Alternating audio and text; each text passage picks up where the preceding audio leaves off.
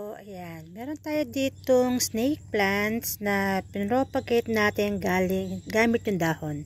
So, ito ay eksperimento o ginawa ng ating mga agri-craft students. So, kung makikita natin dito, ayan, nag-ugat na siya.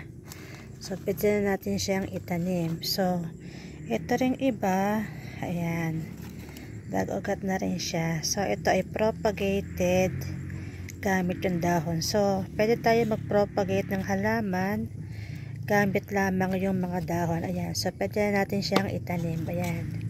May mga ugat na siya. So, ito yung ating mga pinaugat na dahon ng snake plant. So, tataniman natin siya. Ayan.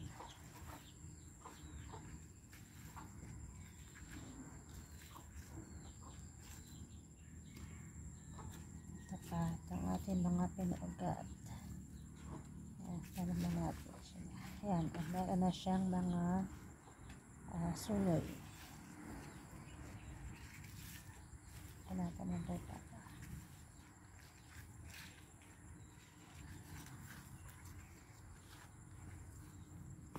So, snake plants.